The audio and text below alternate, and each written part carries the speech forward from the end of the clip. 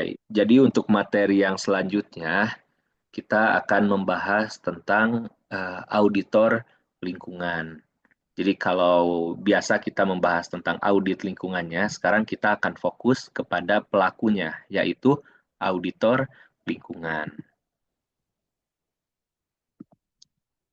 Nah, untuk pengertiannya sendiri, bisa kalian lihat di sini. Untuk auditor sendiri itu adalah seseorang yang memiliki kualifikasi tertentu dalam melakukan audit atas laporan keuangan dan kegiatan suatu perusahaan atau organisasi. Jadi memang pada dasarnya atau pada sejarahnya, itu yang biasa diaudit, itu yang biasa dicek oleh pemerintah, atau oleh internal perusahaan itu lebih ke arah laporan keuangan. Tapi seperti yang sudah kita sering bahas juga di tahun 1960-an, 1970-an, kesadaran manusia akan pentingnya lingkungan itu mulai muncul dan muncullah konsep-konsep tentang pentingnya menjaga lingkungan. Sehingga dari hal tersebut pun mulai muncul standar tentang lingkungan, aturan tentang lingkungan. Nah, kalau udah ada standarnya, udah ada aturannya, untuk penegakannya tentunya butuh seseorang yang fokus untuk mengawasi. Nah, dalam hal ini dibutuhkanlah auditor lingkungan. Karena seperti yang dibahas dalam undang-undang yang tadi kita bahas ya, lingkungan sendiri adalah kesatuan ruang dengan semua benda, daya, keadaan, dan makhluk hidup, termasuk manusia dan perilakunya yang mempengaruhi alam itu sendiri, kelangsungan peri kehidupan dan kesejahteraan manusia serta makhluk hidup lain. Jadi yang harus dipikirkan di sini atau yang harus diperhatikan oleh seorang auditor lingkungan itu bukan hanya tentang manusianya saja, tetapi juga tentang kesejahteraan makhluk hidup lain. Nah, kesejahteraan makhluk hidup lain itu dipengaruhi oleh apa saja? Ya, dipengaruhi oleh semua benda, daya, dan keadaan. Airnya, udaranya, pohonnya, tanahnya, semua itu akan berpengaruh pada kesejahteraan makhluk hidup. Sehingga auditor lingkungan itu memiliki kualifikasi tertentu. Kualifikasi tertentunya apa? Yang jelas harus paham lebih tentang lingkungan. Jadi kalau auditor sendiri kan ada auditor mutu pendidikan, eh, ada auditor keuangan, ya semua harus punya pemahamannya masing-masing. Nah, peran dan fungsi dari auditor lingkungan sendiri itu yang pertama adalah memastikan kepatuhan terhadap regulasi lingkungan. Yang kedua, itu adalah untuk meningkatkan kinerja lingkungan dari suatu perusahaan dan atau proyek. Dan yang terakhir adalah untuk mengidentifikasi risiko lingkungan yang dapat berdampak pada masyarakat dan ekosistem. Jadi ini adalah peran dan fungsi utama dari auditor lingkungan. Kepatuhan, kemudian meningkatkan kinerja lingkungan, dan mengidentifikasi risiko lingkungan. Nah, sekarang saya akan coba tanya nih ke siapa ya. Saya lihat partisipannya dulu. Oh, saya tanya ke PJ-nya dulu deh. Mutiara, hadir Mutiara, Mutiara Trikurniasari. Hadir, Pak. Oke, Mutiara bisa coba jelaskan nggak kinerja lingkungan itu apa?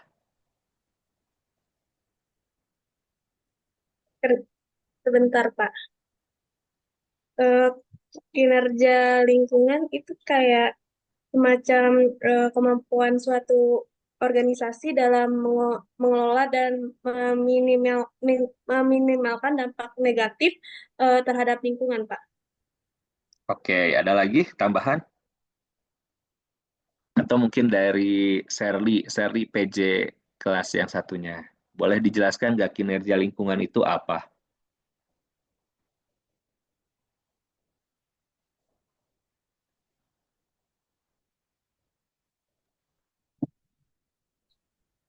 Halo Serly? Oh, Oke. Mungkin yang lain ada yang ingin coba jelaskan? apa itu kinerja lingkungan. Yang sudah disampaikan oleh Mutiara tadi sudah benar, tapi mungkin ada pendapat yang lain.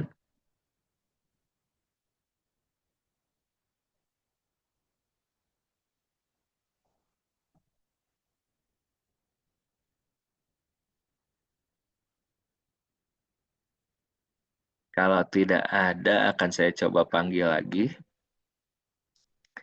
Dari Cynthia Alfioni ada. Hadir, Pak. Oke, Cynthia bisa coba tambahkan nggak apa sih yang dimaksud dengan kinerja lingkungan dari suatu perusahaan? Kalau menurut saya pribadi itu kinerja lingkungan kayak hasil yang dapat diukur dari si sistem manajemen lingkungan itu sendiri sih, Pak. Oke, betul ya. Jadi kata kunci di sini adalah bisa diukur. Jadi kinerja lingkungan itu ketika kita adalah seorang auditor lingkungan, kita tidak bisa hanya mengatakan bahwa oh iya ini sudah bagus perusahaannya, oh iya ini limbahnya tidak terbuang langsung ke sungai, diolah dulu. Nah, jadi eh, harus bisa menjelaskan lebih banyak. Jadi kinerja lingkungan di sini bagi seorang auditor lingkungan itu adalah mekanisme. Jadi sebuah mekanisme yang dimiliki oleh perusahaan untuk mengintegrasikan perhatian pada lingkungan dari kegiatan operasionalnya. Dan juga selain dari itu juga ada eh, interaksi interaksi dari perusahaan dengan para stakeholders atau pemangku kepentingan. Jadi siapa saja yang terkena dampak, siapa saja yang membuat kebijakan itu juga bisa dikaitkan dengan kinerja lingkungan. Dan peran yang selanjutnya adalah mengidentifikasi risiko lingkungan yang dapat berdampak pada masyarakat dan ekosistem. Untuk risiko lingkungan sendiri yaitu banyak ya. Risiko lingkungan sendiri itu kan adalah hal-hal yang bisa terjadi atau bisa diprediksi akibat dilakukannya suatu kegiatan. Kayak misalkan kalau misalkan di satu satu perusahaan itu air limbahnya tidak dikelola dengan baik, kemudian langsung dibuang ke sungai tanpa dicek dulu ya apakah sudah memenuhi baku mutu atau tidak. Itu jelas dampaknya. Tidak hanya bagi kualitas airnya saja, tapi karena banyak yang bilang bahwa sungai itu adalah sumber kehidupan, ada orang-orang yang minum dari situ, ada orang-orang yang mencari makan di situ, ada orang-orang yang mencuci di situ, kemudian juga makhluk hidup banyak yang tinggal di situ. Nah, risiko lingkungannya itu harus dapat diidentifikasi oleh si auditor lingkungan. Nah, kemudian relevansi dari auditor lingkungan itu apa saja? Mengapa seorang auditor lingkungan itu penting? Karena yang pertama adalah berbagai negara itu memiliki peraturan ketat terkait lingkungan. Kemudian eh, audit lingkungan yang dilakukan oleh auditor ini juga bisa membantu menghindari sanksi hukum akibat pelanggaran dan juga mendorong perusahaan untuk menerapkan prinsip keberlanjutan. Jadi itulah alasannya mengapa semakin lama auditor lingkungan itu semakin relevan. Bahkan untuk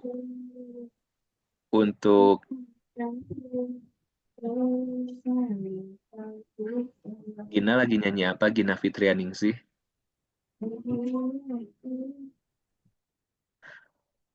Jadi relevansi dari seorang auditor lingkungan itu tentunya akan terus bertambah seiring bertambahnya zaman karena teknologi semakin maju, dampak pada lingkungan juga semakin banyak sehingga kesadaran orang-orang dan kesadaran perusahaan pentingnya lingkungan itu akan terus bertumbuh. Nah, sekarang saya akan coba tanya nih untuk eh, untuk karir atau pekerjaan yang kira-kira berkaitan dengan proses audit lingkungan itu apa saja? atau yang membutuhkan keahlian auditor lingkungan. Itu apa saja? Boleh coba chat di ini ya, bisa coba jawab di kolom chat agar saya bisa lihat.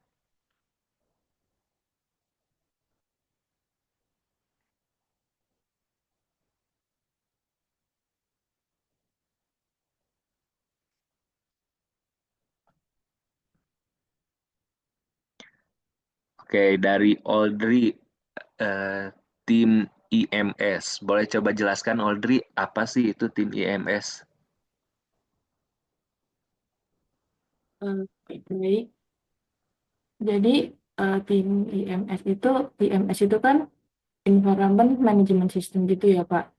Nah, Mhm. kalau kemarin dari pengalaman saya PKL yang audit di perusahaan tersebut itu tim IMS-nya.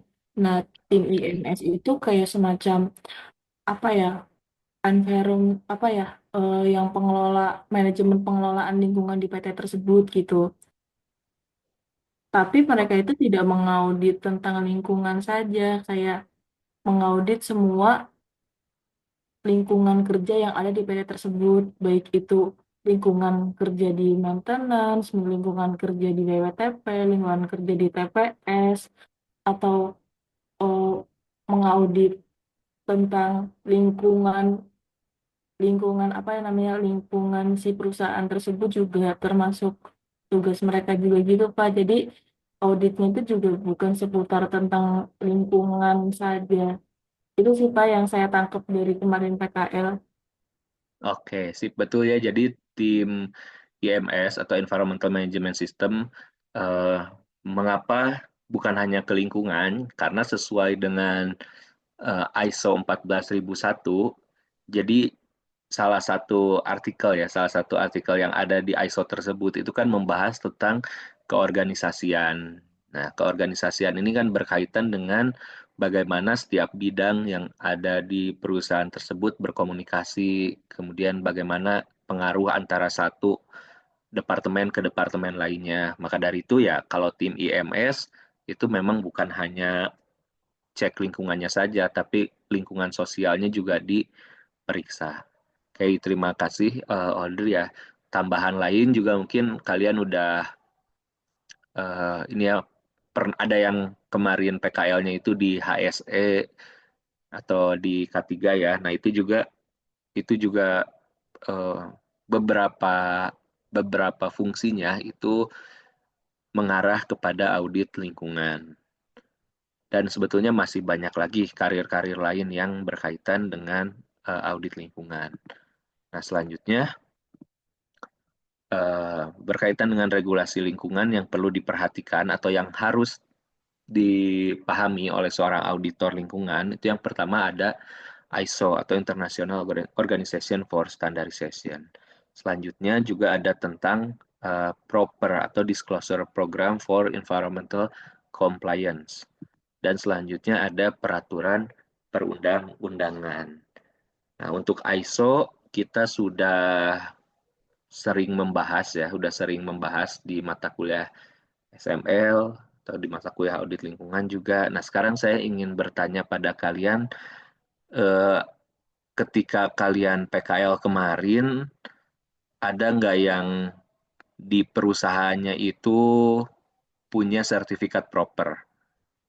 Boleh raise hand atau boleh tulis di kolom chat siapa yang pernah lihat di biasanya dipajang sih di lobbynya gitu, bahwa perusahaan tersebut sudah memiliki proper. Ada yang pernah lihat?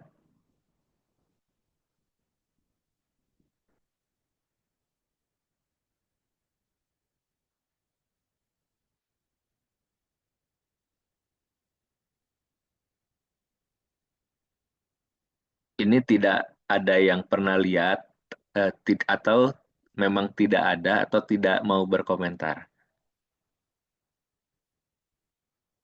Oke, Audrey pernah ditunjukkan secara surat. Oke, dari Hurul Ain Quiniza, mungkin boleh dijelaskan kemarin PKL-nya di mana dan propernya itu sudah proper apa? Oke, baik Pak. Izin berbicara. Kemarin KP saya di PT Indosmen Tunggal Prakarsa di pabrik Citerep. Di Indosmen sendiri itu sudah proper hijau. Proper hijau itu ditunjukkannya itu melalui Instagram saja, Pak. Namun kalau untuk bukti fisiknya itu ada di kantor pusatnya ya, di bagian tim HSL karena kemarin saya di bagian mining, jadi saya tidak melihat secara langsung gitu, Pak. Oke, sip, terima kasih Iza. Nah, tadi propernya udah proper hijau. Nah, selain proper hijau, eh, ada yang tahu ada proper warna apa lagi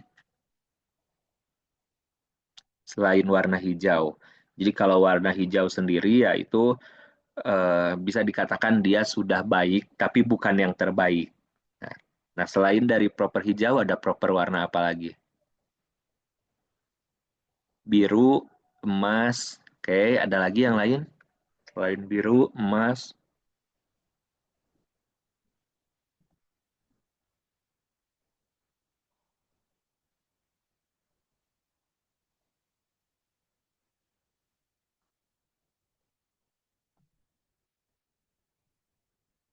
oke, jadi selain proper warna hijau, warna biru dan emas, proper sendiri itu ada yang warnanya merah dan ada juga yang warnanya itu hitam. Jadi kalau proper sendiri itu dari kementerian itu biasanya membuat surat keputusan dan membuat keputusan yang dia di-upload itu di website. Jadi nanti kita sendiri bisa lihat namanya gitu. Perusahaan mana saja yang propernya emas, propernya biru, hijau, merah, hitam. Nah, dampaknya apa? Ya, dampaknya itu kalau misalkan perusahaan propernya hitam, ya jelaslah pandangan dari publik itu pasti jelek, kemudian juga sulit mencari investor dan sulit berkolaborasi dengan yang lainnya.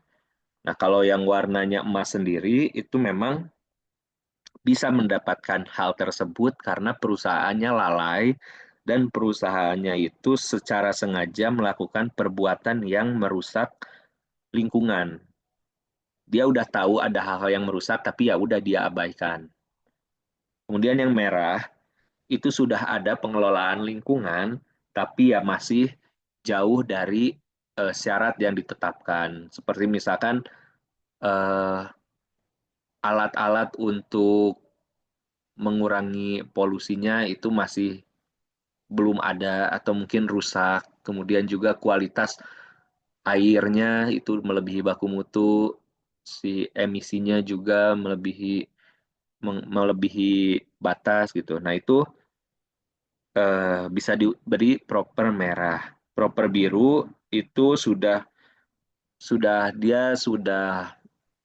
apa ya, sudah mengelola lingkungan sesuai syarat dan undang-undang yang berlaku, tapi ya hanya mungkin dinilainya itu sebatas memenuhi saja, sudah dilakukan tuntas tuntas gitu.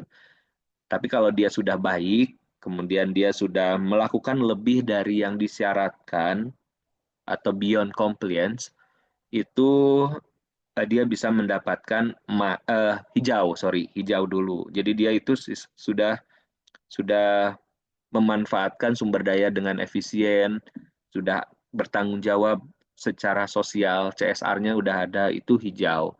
Jadi kalau perusahaan-perusahaan yang CSR-nya bagus, ya biasanya itu propernya kalau nggak hijau emas.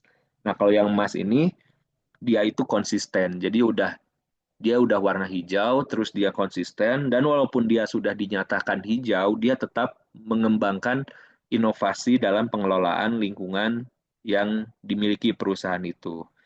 Nah, itu biasanya dihargai dengan proper emas. Nah, ini jelaslah nilainya itu bagus. Kemudian regulasi lingkungan yang lainnya yaitu secara konstitusi lah ya, udah ada banyak sering dibahas peraturan perundang-undangan. Nah, ini regulasi lingkungan ini yang harus harus dihafal oleh seorang auditor lingkungan. Jadi sudah harus di luar kepala lah. Nah, selanjutnya karena auditor lingkungan itu yang saya bahas di awal, seorang auditor itu harus memiliki kualifikasi dan kemampuan khusus ya. Jadi keahlian dan pengetahuannya pun itu berbeda dengan auditor yang lain. Hal ini ya dilakukan agar apa? Agar audit yang dilakukannya itu jelas, efektif, dan juga objektif. Nah, untuk latar belakang pendidikan itu sebetulnya tidak terpaku pada bidang teknik lingkungan atau ilmu lingkungan. Jadi, seorang auditor lingkungan yang nggak harus lulusan teknik lingkungan atau ilmu lingkungan. Bisa jadi auditor lingkungan ini adalah lulusan dari teknik kimia, dari teknik industri, dari biologi atau ekologi, dan bahkan ilmu hukum. Karena di hukum sendiri itu memang banyak yang membahas atau yang minatnya itu secara spesifik ke arah hukum lingkungan. Jadi memang eh, lulusan hukum lingkungan sendiri itu capable buat menjadi seorang auditor lingkungan. Nah, selanjutnya untuk pemahaman khususnya itu yang tadi ya, regulasi lingkungan, sistem manajemen lingkungan, dan tentunya ada teknik audit. Nah, yang ingin saya tanya ke kalian nih, kalau regulasi itu udah dibahas, sistem manajemen udah dibahas, kemudian ada teknik audit. Teknik audit itu apa aja sih? Ada yang bisa kasih contoh nggak? Mungkin di kolom chat, atau mungkin ada yang mau raise hand. Apa aja sih teknik audit? Mengapa sampai harus ada tekniknya segala?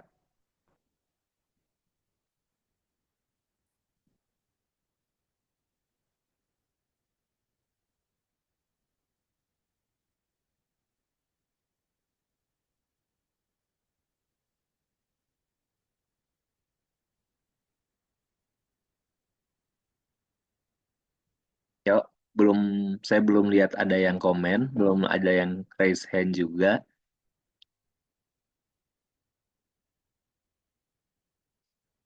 Ya, kalau gitu saya coba tanya ya ke Gina Fitrianingsih. Gina Fitrianingsih ada? Ada Bapak. Oke, Gina udah nyanyinya tadi? Udah selesai? Oke. Gina bisa coba dijawab pertanyaan dari saya. Teknik audit itu apa sih dan ada apa aja teknik audit itu?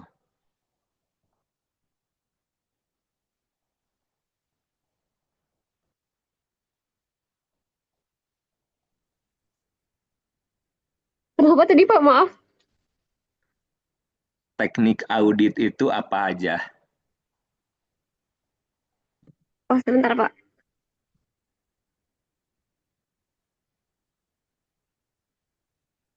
Itu meliputi pengujian fisik, konfirmasi, dokumentasi, prosedur analitis, dan wawancara. Itu sih Pak yang saya tahu. Oke, betul ya. Jadi teknik audit ini adalah eh, prosedur-prosedur yang perlu dilakukan untuk melakukan suatu audit. Dan cara ini dilakukan ya untuk memperoleh pembuktian. Jadi si auditor itu nanti bisa membandingkan kondisi existing dan juga bagaimana yang seharusnya, yang ada pada aturan ataupun yang ada pada referensi. Nah, sebetulnya kalian sendiri secara tidak langsung itu sudah pernah lah melakukan audit lingkungan gitu di tempat kerja kalian. Nah, untuk metodenya sendiri dalam teknik audit itu ada beberapa. Tadi udah disebutin ada 5 ya. Yang pertama itu pengujian fisik. Nah, kalau pengujian fisik itu ya contohnya apa? Pengambilan sampel air, pengambilan sampel udara, sampel tanah. Kemudian ada konfirmasi, kemudian ada dokumentasi ya. Untuk dokumentasi ya jelas untuk segala kegiatan yang dilakukan auditor itu harus tercatat baik secara tulisan ataupun secara visual. Eh, Kemudian ada wawancara, ya kalau wawancara itu kita mendapatkan informasi dari hasil mengobrol lah dengan orang. Tapi bukan hanya mengobrol biasa, tapi ya wawancara juga kita harus punya tekniknya sampai kita bisa mendalami eh, mendalami jawaban si yang kita wawancara agar kita bisa mendapat jawaban atau pembuktian dari proses audit lingkungan. Kayak misalkan kita lihat perusahaan ini memenuhi baku mutu air limbah lah gitu. Dan di dokumen atau di catatan yang dimiliki perusahaan itu mencatat bahwa perusahaan melakukan pengujian setiap hari. Tapi ketika diwawancara ternyata pengujiannya itu hanya seminggu 3 kali misalkan. Atau misalnya perusahaan ini menjawab bahwa pembuangan air limbah itu dilakukan 1 kali dalam 1 hari gitu di jam sekian. Itu yang tertulis di SOP perusahaan. Tapi ketika wawancara dengan masyarakat sekitar, ternyata ada yang sampai membuang itu sehari 3 kali atau sehari 4 kali. Bahkan ngebuangnya itu kadang-kadang ada perusahaan nakal buang air limbahnya itu ke sungai pas hujan deras atau misal apa itu kesempatan buat mereka gitu. Nah, itulah teknik audit. Tapi selain yang sudah disebutkan, itu juga ada observasi. Jadi observasi itu ya kita mengamati dengan detil dan mendalam. Kemudian untuk sertifikasi juga. Jadi untuk kalau kalian sudah menjadi sarjana teknik dengan keahlian di teknik lingkungan, yaitu sebetulnya masih belum cukup kalau kalian ingin memiliki nilai lebih saat mendapat atau mencari pekerjaan. Biasanya masih ada beberapa sertifikasi dan pelatihan yang dibutuhkan, kayak misalnya sertifikasi auditor lingkungan dari LSP atau Lembaga Sertifikasi Profesi. Nah, jadi kalau kalian ingin jadi auditor lingkungan secara profesional, kalian harus mengikuti sertifikasi ini. Biasanya dilakukan atau diadakan oleh BNSP. Kemudian ada juga Certified Environmental Auditor atau CEA. Ini yang terakreditasi internasional. Jadi ada lembaganya juga untuk auditor lingkungan yang ingin bekerja di lintas negara. Nah, ini bisa dicek ya, Certified Environmental Auditor. Kemudian ada Lead Auditor, ini yang khusus di sistem manajemen lingkungan. Jadi dia lebih fokus ke ISO. Dan ada juga sertifikasi proper. Nah, sertifikasi proper ini yang nantinya akan memberikan penilaian apakah perusahaan ini masuknya proper merah, proper hijau, biru. Nah, itu berbeda dengan sertifikasi auditor lingkungan. Nih ya, jadi sertifikasi dan pelatihan yang dibutuhkan. Nah, saya harap sih kalian nanti ke depannya akan ada peluang gitu. Jadi jangan hanya merasa cukup ketika kalian udah punya ijazah sarjana teknik, tapi kalian tetap ikuti sertifikasi atau pelatihan yang ada. Sertifikasi biasanya berbayar, tapi kalau pelatihan itu banyak yang gratis. Tapi kalau kalian dapat perusahaan yang baik, itu kalian akan diberikan pelatihan dan sertifikasi sebelum kalian akhirnya nanti bekerja atau saat kalian bekerja. Nah, untuk pelatihan yang dibutuhkan, itu ada teknik pengambilan sampel dan analisis lingkungan. Jadi ya keahlian kalian dalam mengambil sampel air, mengambil sampel tanah itu juga adalah nilai lebih. Dan analisis lingkungan, baik analisis secara in situ ataupun ex situ itu juga dibutuhkan. Kemudian pelatihan tentang audit kepatuhan regulasi, pengelolaan limbah dan emisi, dan teknik investigasi dan pelaporan audit. Jadi audit ini kan yang outputnya itu adalah laporan audit. Nah, itu isinya banyak sekali. Isinya benar-benar banyak. Jadi kalau kalian hanya pernah mengikuti mata kuliah audit lingkungan atau sistem manajemen lingkungan, itu masih jauh dari cukup. Nah, untuk peraturan dari pemerintah yang membahas tentang audit lingkungan hidup, itu kalian bisa cek di nomor 3 tahun 2013. Di situ juga banyak poin yang membahas tentang kualifikasi dan kompetensi auditor lingkungan. Jadi silahkan kalian pelajari dari situ. Oke, kemudian ada keterampilan dari auditor lingkungan. Yang pertama itu analisis, ya, kalian udah jelas dah. Analisis itu berbeda dengan menjelaskan atau membaca data saja. Kalau kalian lihat grafik, terus kalian menjelaskan secara seperti ini ya. Pada tahun 2022 nilainya lebih tinggi daripada tahun 2023 misalnya. Nah, itu adalah kemampuan membaca grafik.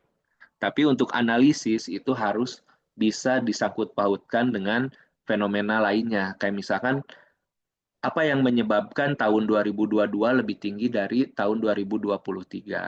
Nah, kalian harus bisa jelaskan. Kemudian dari hasil-hasil di tahun sebelumnya diprediksi di tahun selanjutnya itu akan seperti apa. Itu adalah kemampuan analisis. Jadi berbeda dengan membaca grafik.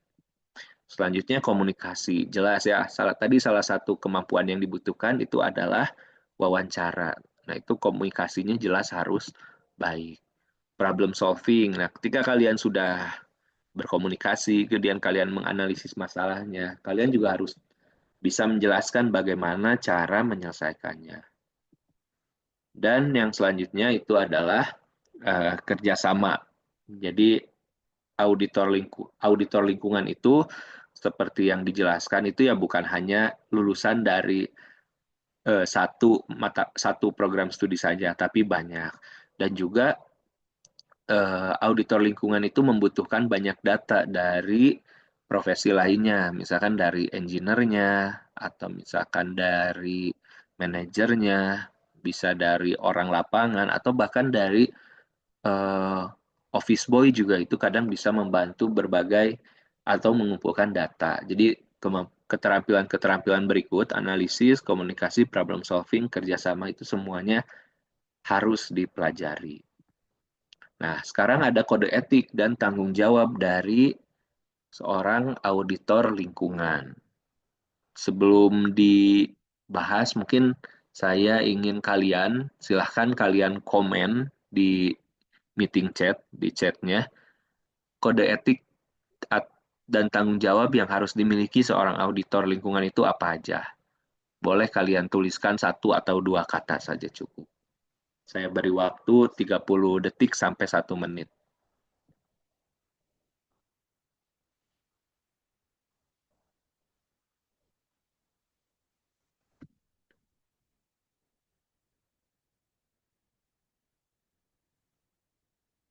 Oke, udah ada yang masuk.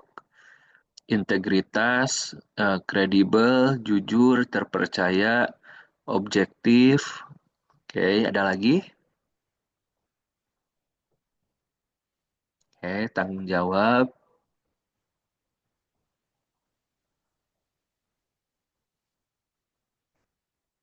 Kompeten, tidak memihak, independen. Oke, semuanya betul ya. Jadi, seorang auditor lingkungan itu harus bekerja secara independen, objektif, dan berintegritas tinggi. Ini adalah teorinya. Namun, pada kenyataannya, ini kenyataan di lapang ya, ketika kalian menjadi seorang auditor lingkungan di perusahaan, atau misalkan kalian menjadi tenaga ahli, menjadi konsultan, itu kalian itu dibayar untuk membuat perusahaan tersebut lolos secara izin lingkungan. Nah, ini yang kadang menjadi dilema juga bagi banyak orang. Ketika kita menyadari bahwa di suatu perusahaan ternyata pengelolaannya ini sangat jelek dan kinerja lingkungannya ini buruk. Secara kinerja lingkungan buruk. Tapi di sisi lain kalian memang dibayar oleh perusahaan tersebut, bahkan nilainya itu tinggi gitu.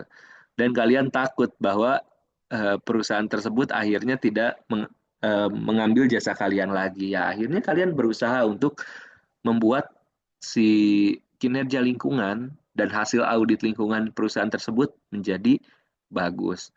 Nah, itu adalah yang menjadi dilema gitu.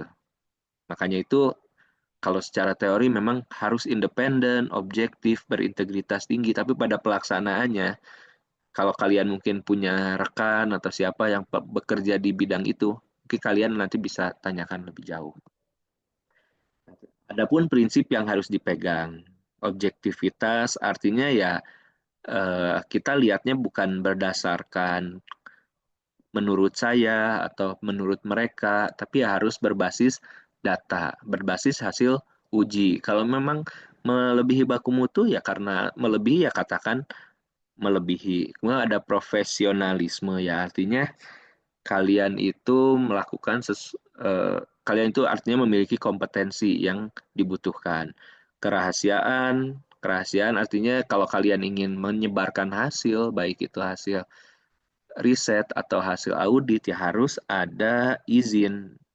Kalau transparansi ini ketika sewaktu-waktu kalian ditanya oleh orang yang memiliki wewenang lebih tinggi dibanding auditor ya kalian harus transparan, harus menjawab. Dan terakhir itu ada tanggung jawab. Nah, jadi kode etik dan tanggung jawab auditor itu ya berat. Nah, jadi itu saja yang bisa saya sampaikan. Sedikit gambaran mungkin ya sebelum benar-benar diakhiri.